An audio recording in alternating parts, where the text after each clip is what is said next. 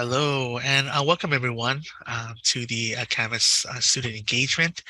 My name is Jamie Rim, and also joining me is my co-host Jennifer Lares here today for the wave. We're both instructional designers with ATS.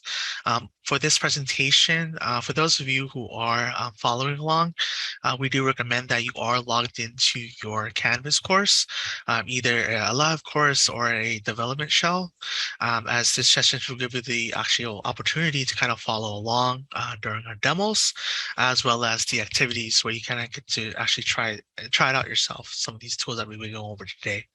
If not, just watch this recording and follow along at your own pace as well. Okay, moving on to today's agenda, we will begin by going over the housekeeping rules. Please use the chat toolbox for any questions during the presentation. We have our support ID, Roger Strang, also here to kind of help facilitate that as well. You can, elect to also save your questions for the Q&A section at the end of this presentation. That's also doable as well. For today, we'll be covering over two engagement tools that's found in Canvas, both called, or one called collaboration, the other being peer review assignment. Afterwards, we'll be doing a demo for each of these tools, so you can actually get a sense and look and feel of what they look like and how it's kind of used within Canvas. And then we're going to have an activity where you can actually get to use the tools yourself to get a little bit more practice, to gain a little bit more familiarity with the actual tool. There's going to be a wrap-up section of the presentation, and last, like I mentioned, there's going to be a Q&A. But I also wanted to notate to keep the questions toward the scope of this presentation, which deals with the student engagement in Canvas. With that being said, I'll move on to some things that I did want to mention to have ready would be to, like I said, to log into your Canvas account, have your either course or development shell ready. Try to not use your sandbox since there are some limitations for the tools that we'll be going over, and you'll have the actual whole user experience that we wanted for you to have today. And also make sure that you are using a more updated web browser, since the tools that we are using, well, what we found is that it's not going to function properly. It's not going to display correctly if you are using a more outdated web browser. To kick started, student engagement is going to be defined as, a measure of students' level of interactions with others, plus the quantity of the involvement and quality of effort directed towards activities that lead to persistence and completion. Now, it refers to, the degree of attention, curiosity, interests, optimism that students kind of show when they are learning or being taught, which extends to, the level of motivation they have to either, learn, to progress in their education. So the concept of student engagement is based off of the belief that learning improves when students are the opposite, right? They're actually interested or inspired, and that learning tends to suffer when students are bored, dispassionate, or otherwise disengaged from the actual content and course itself.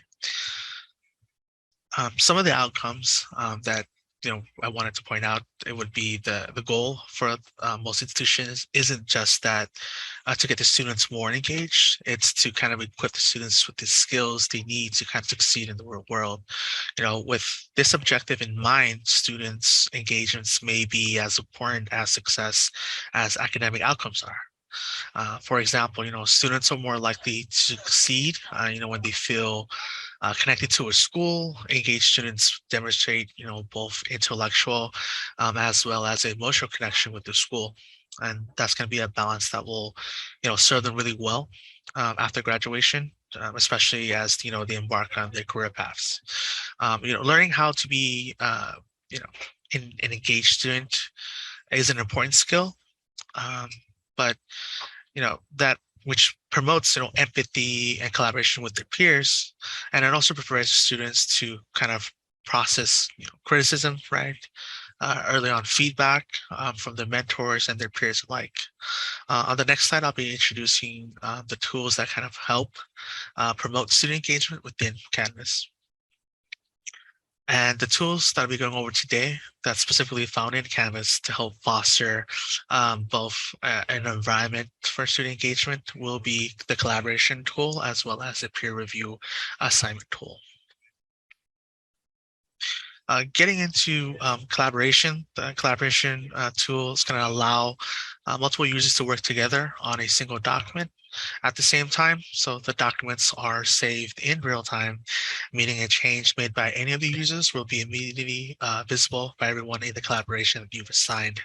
Now, if this sounds familiar to you, then essentially what collaboration is, it's going to be a native integration of Microsoft OneDrive in Canvas. So if you're not familiar with OneDrive, essentially it's a tool that lets you create a document, a file, save, and actually be able to share it in the cloud storage that can be accessed from any device, from anywhere.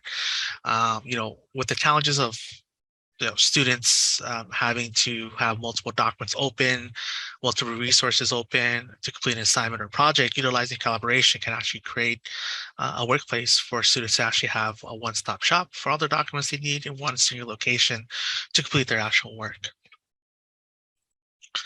Now, on this slide, I'll walk over kind of some of the basics of collaboration and what it looks like, and I'll give you a look and feel of the actual tool. Once you log into your Canvas course and you actually select the course you want to create the collaboration in, on the left-hand side, you're going to see a course navigation option, and then that's where collaboration is going to be located. And once you click on that, what's the screenshot here, it's going to be the option that you're going to be seeing on the right.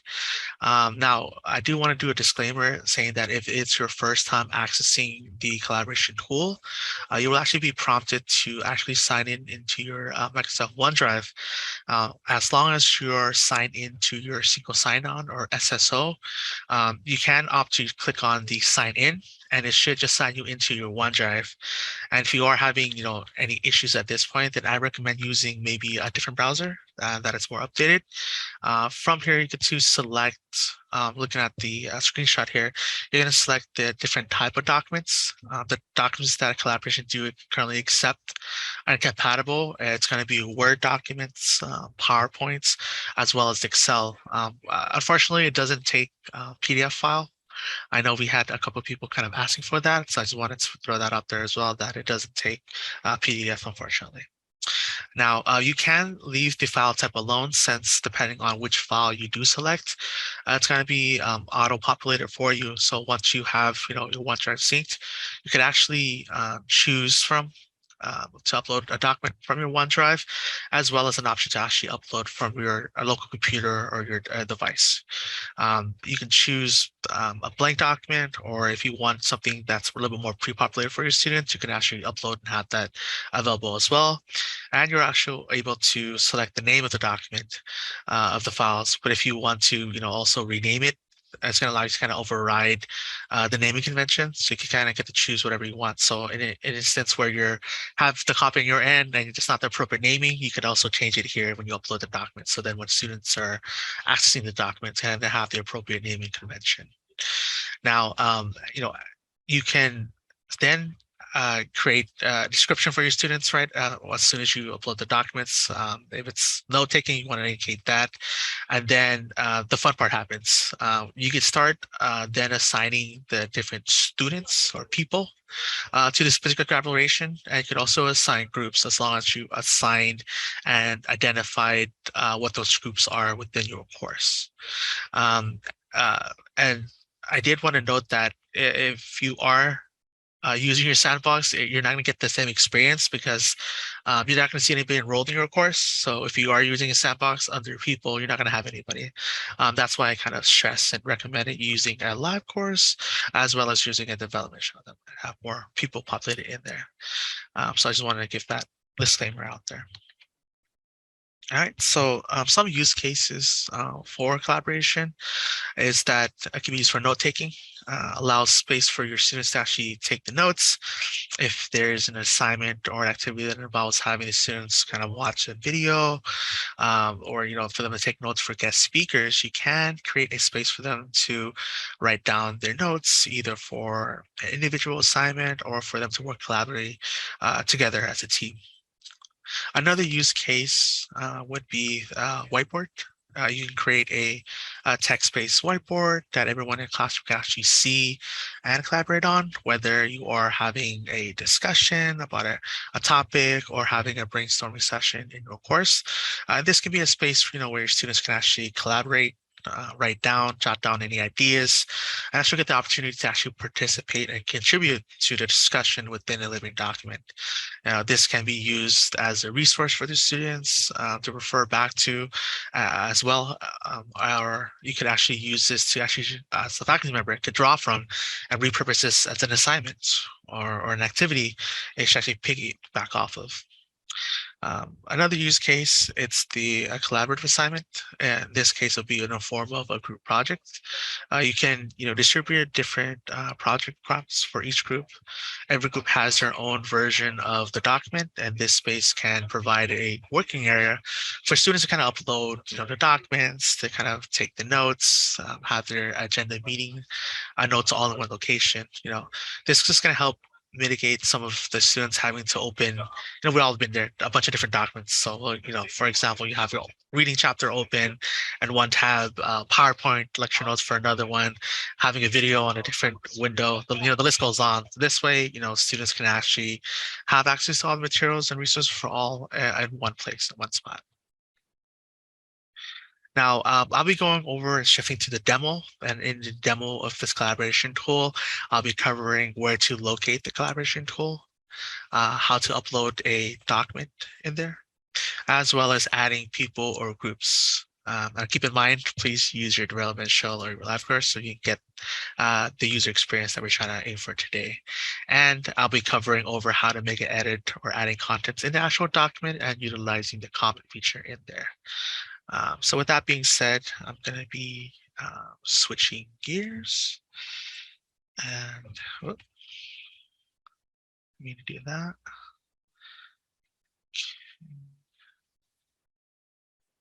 There you go. Share this screen. Okay, can I get a confirmation everybody can see my Canvas course okay? Awesome, thank you. Okay, so log into your, thank you.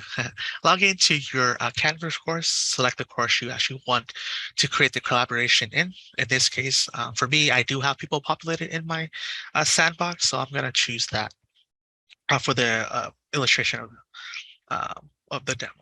So I'm gonna find my sandbox here. Okay, so this is Sandbox that I'll be using for the example, and the collaboration tool is actually going to be located on the left-hand side under the course navigation pane. If you could scroll down, you're going to see collaboration. I just want to click on that, and this is where it's located.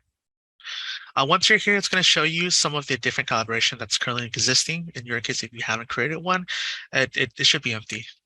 To actually start a collaboration, it's going to be located on the top right corner, colored in that CSULB gold that says collaboration. So we want to click on that. And from here, we're going to select any file that you want to upload, as long as it's a Word document, PowerPoint, or Excel. For this example, you can then, I'm going to click, and it's going to show all the linked documents that's currently synced in my OneDrive. But if you feel like you don't want to draw any files from your OneDrive, it's located somewhere else in your actual computer, you can elect to actually upload it from your computer desktop. As I'll give you the option here, so I could choose anything that's on my current desktop right now. So you have the options to choose files from your OneDrive that's synced onto there, as well as whatever's on your current computer device or desktop. So for me, I'm actually going to use what's on my OneDrive as a document. So I'm going to go there. Desktop. Demo. And the one I'm using is going to be a space for note-taking for our guest speakers. And I want to provide that. As you can see that the title changes automatically to notes for guest speaker. And for the description, feel free to put something that's going to help your students understand the purpose of the document. So in this case, I preloaded some of the text. So I'm going to use this space for writing notes for when we have a guest speaker. And now let's jump into the fun part, signing. So once you created, uploaded a document for this collaboration, you can then just start, click on the students' names to start adding them to collaboration. As you can see here, if you do make a mistake, no biggie. All you got to do is go to here on the right side and just click on the name, and they just get not added anymore in the actual collaboration.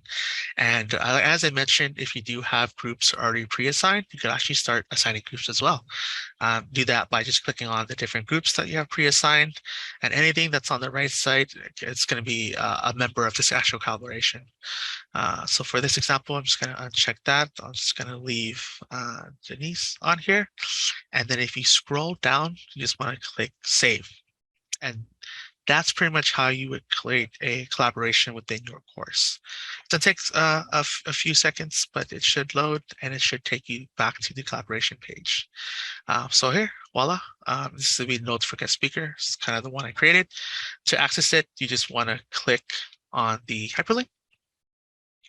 And it's going to take you through more of a preview page of what the document is here. I just kind of set up note taking for the students. And then to actually get into the document, start editing, on the top right, you want to hover over and click on the edit document. From here, it's gonna look, if you've been experienced and used OneDrive before, you're gonna actually have the same functionalities, all the different tools and different features. So it's gonna be the same. So in this example, I've been able to get Elon Musk to be one of our guest speakers for the course. So this is what the document is gonna look like. And as students are filling it in, it's going to look something like this, I hope, all right, as students are taking notes in the course as intended. So if you're following along, you can just write any type of text as if students were taking notes within your course. From here, highlight something that's really interesting within the texture writing. So for me, a lot of people are unaware that Elon Musk is one of the many founders of PayPal. So I find that really interesting. So to utilize the comment feature, just highlight something in the document and just use the comment here, or sometimes it provides you the little icon, and then you just write a note on there. So for me, this is something that's interesting. I think that most people don't actually know about, that Elon Musk was one of the founders of PayPal. And click send. Okay. So that's pretty much the demo portion of the collaboration tool. What I'm going to do now is going to shift gears and actually have an activity for you to actually practice this on your own. Okay, so this is going to be the activity. It's going to be kind of going over the same thing I went over the demo. You're going to be able to, I want you to locate the collaboration tool in your Canvas, upload a document, either that be a Word, Excel, PowerPoint, add the people or groups in the collaboration, and also make an edit, add content, and utilize the comment feature. Yes, go ahead. Hi, morning. Hi, good morning. Thank you. Let me just turn on my camera here. So I see that there are the three. I did it while you were doing it. Oh, awesome. So, yeah. So I thought that's what you wanted us to do, so I was struggling to do that. I see that there are the three file types. Is it possible to do links? Yeah. Yeah, the workaround, because I know a faculty member had asked, like, if the PDF, the interface is only set up for 3 different formats, but right. That doesn't mean it's not a workaround. And the workaround, kind of what you're alluding to and getting at, is that you can have a Word document as a file, but then you can hyperlink whatever PDF or whatever. I see. Once you're in your OneDrive, there's multiple formats, and you can provide that as a hyperlink in the Word doc, and your students can get there. It might be a little bit more clicks. Sure. But they can still get there. Yeah. I see it. Yeah. The reason why I ask is I actually have a form that is both a PDF and also in Microsoft Forms. I see. And so I guess I would put the link in the Word document because you can't even link to Microsoft Forms, but that's fine. If in the description, if there's the description doesn't have hyperlinks, right? I haven't tested that in my capabilities. I want to say no, because you'll have that option when it's more of a rich content editor, right? When you're, for example, editing a module and going in there, it gives you the whole rich content editor to have multiple features, to insert links. In this case, I haven't tried that myself. If it does let you, then awesome. I would say Okay. go for it. But I myself had tested out the capabilities, so I want to say no, Gotcha. but feel free to test it out yourself because I haven't explored in that route. Sure. Yeah. Gotcha. Thank you. Yeah, good question, good call outs. Yeah. If you're done already, Professor, I'm just gonna move along with the presentation. I'll be handing it off to Jennifer to finish the second half of the presentation. Okay, now I'm going to share my screen. Okay, let me get into full presentation mode here. All right, can I get a thumbs up if you guys can see this? Okay. All right, thank you. So what you're looking at this point is the other tool that we have for collaboration, and that is the peer review assignment. So it's going to do exactly just that. You're going to be able to have peer review options with your students that allows them to offer feedback to one another within the assignment section. So if you're not familiar with Canvas just yet, the assignment section is where the Dropbox is. So where they're going to submit files, whether it be PDF, Word documents, and so on and so forth. What I would recommend using is just the Word documents on these, since that'll be the space for them to be able to provide feedback and do the comments and all those kinds of things. It does also allow you to connect a rubric as well, which I would also encourage, especially when it comes to peer review, because that's going to allow them to develop that skill set of being able to give their colleagues constructive feedback and practice that skill with one another. And it's going to enhance their way of being able to communicate, as well as if you needed something like if it needed it to be anonymous, you can also do that. You just can't undo the anonymous feature. So what are some options that you have available with this feature? And that is, let me move this screen over. Sorry about that. Just need to make some arrangements. So instructors can view who has been assigned, and they can assign either automatically by having the system do the assignments for you. And that's where you can say, each student has to have 2 reviews. And the only thing is the student can't review their own paper. And then, or you can manually assign them. So if you have a specific group already set up, you can assign it by the groups. You can also use the group feature with this tool as well. And again, they can be anonymous if you want them to be anonymous to provide constructive and honest feedback. And then again, you'll see their communications. They can actually leave comments as well as do annotations on a paper.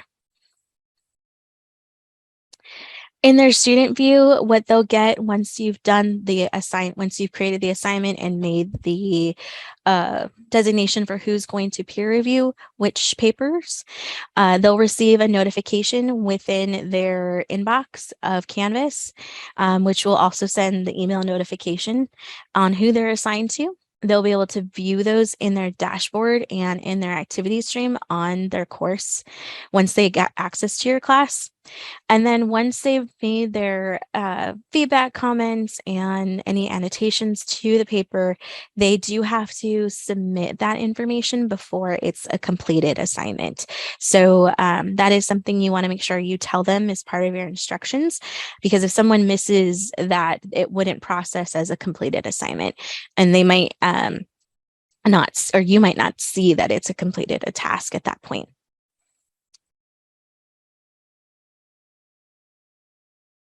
And then when it comes to notifications, one other point I want to make is you want to make sure your students have the notifications turned on and that they're utilizing those in your course within Canvas, because that's how they're going to get that notice that they have somebody waiting to be reviewed as well.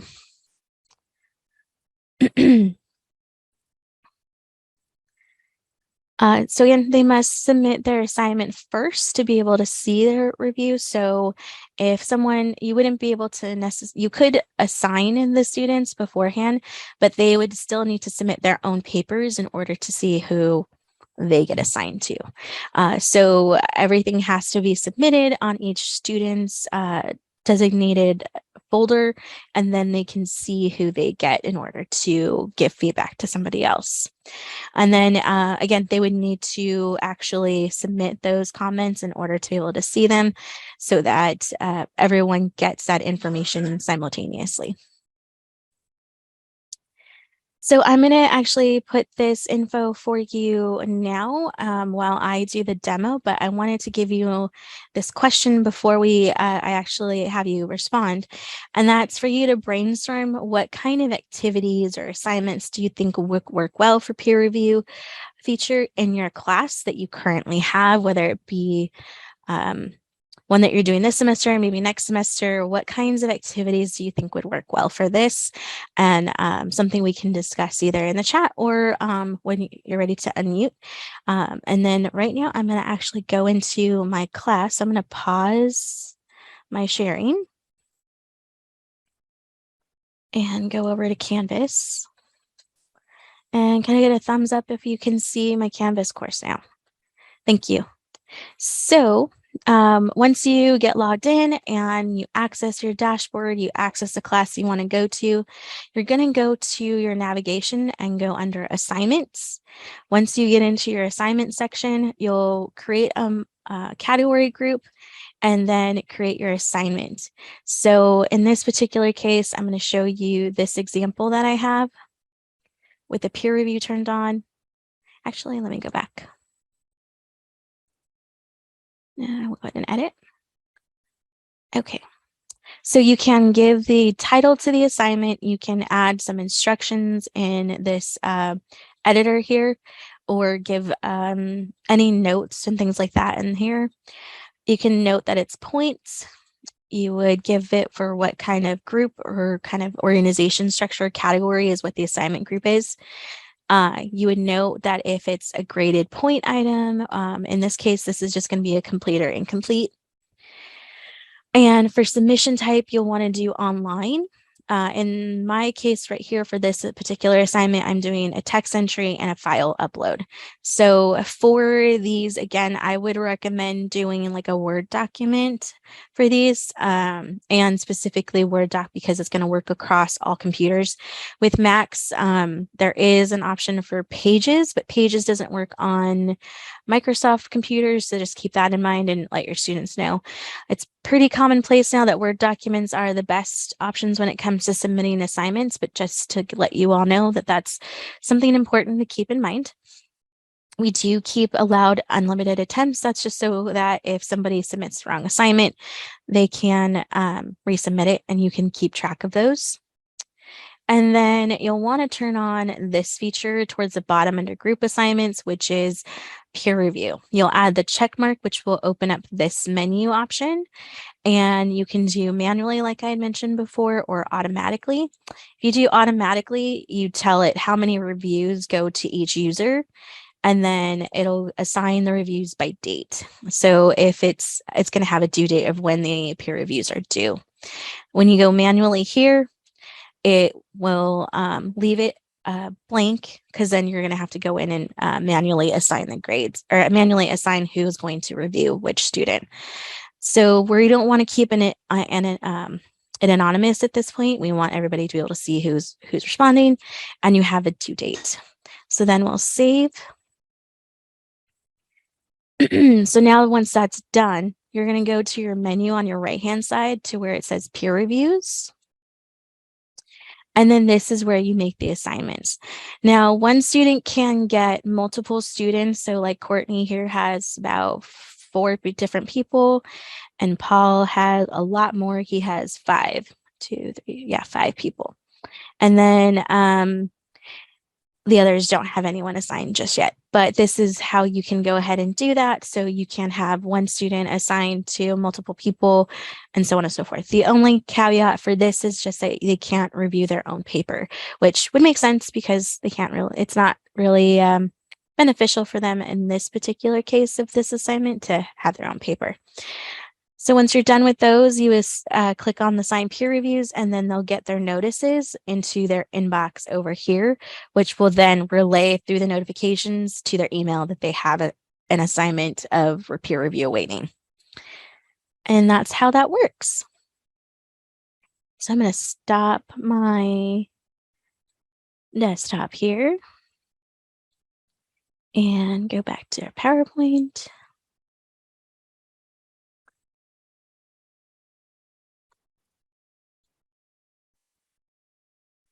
And we'll go ahead and resume share. Okay. And can you see the PowerPoint now? Okay, perfect. So again, this is the question. Now that you've seen it in work and how to set it up, what kind of activities or assignments do you think will work well for your peer review in your future class? So feel free to unmute your microphone, or you can let us know in the chat, whichever you prefer.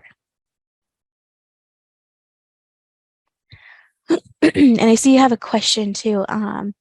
We want us anonymous to instructors see who gets the assignments. That is a good question. I haven't verified that yet, so I'll have to check for you in the guides.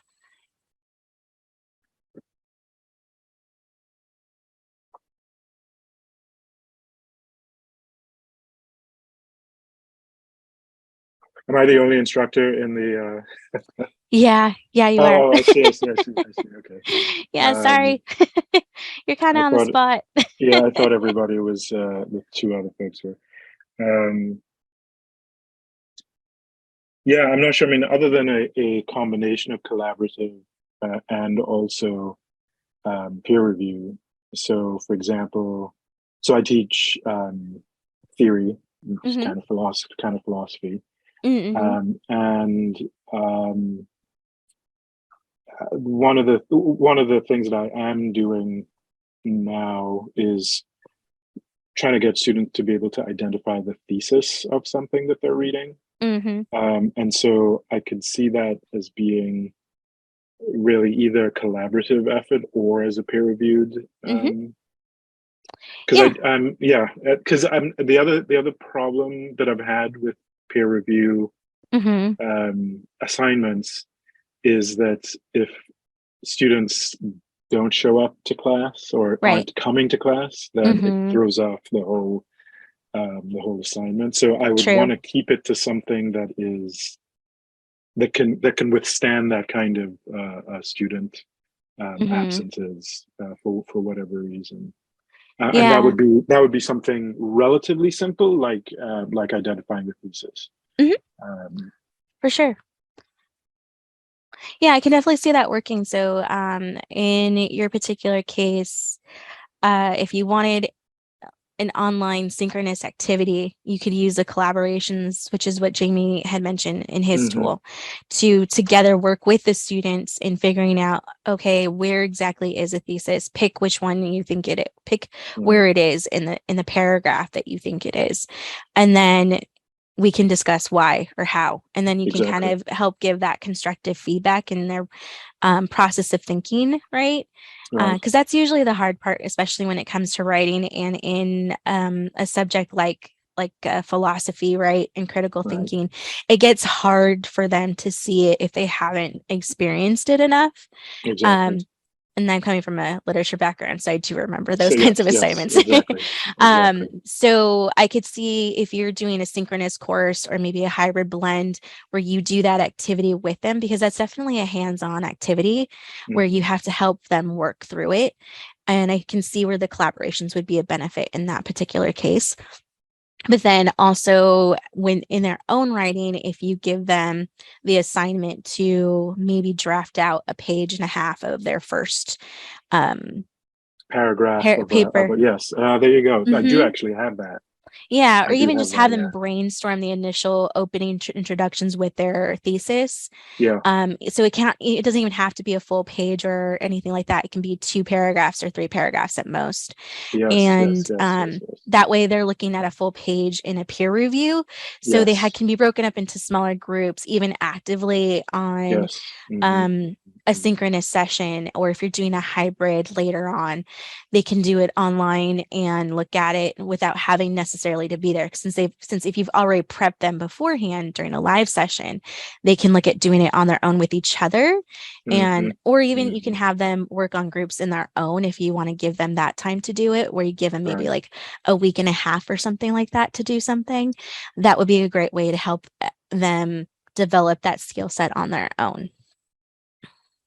I like that because so what I have, I mean, I can monopolize this since I'm the this is Yes, you tailored for me can. since I'm the only one here.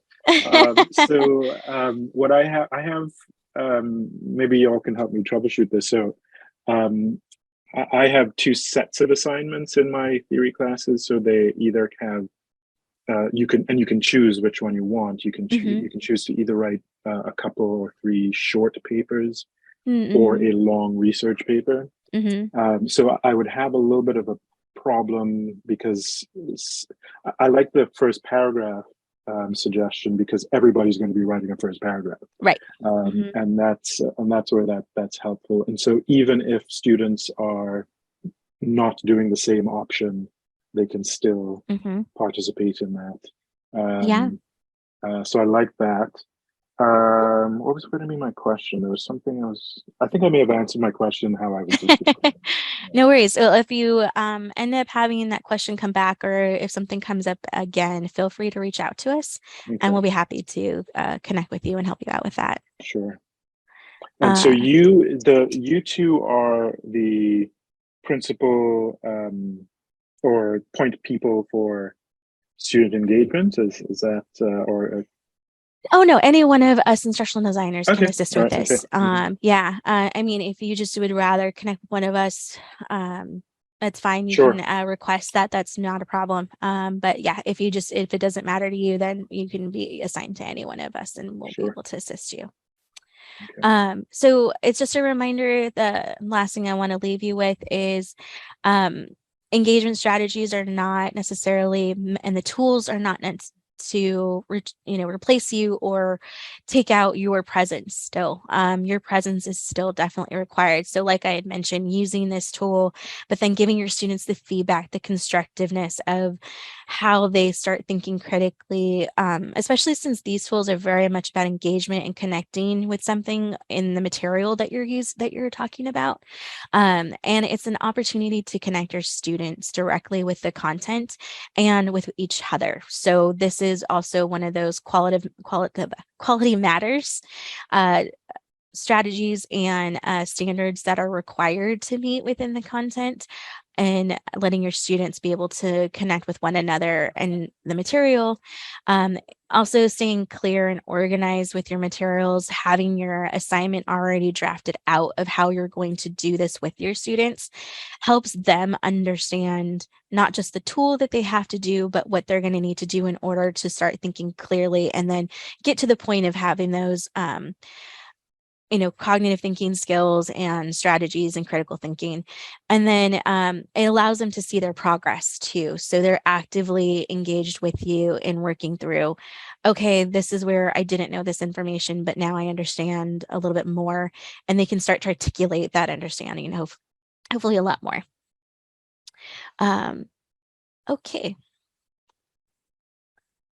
And I think that is it from me. Do you have any other questions for us?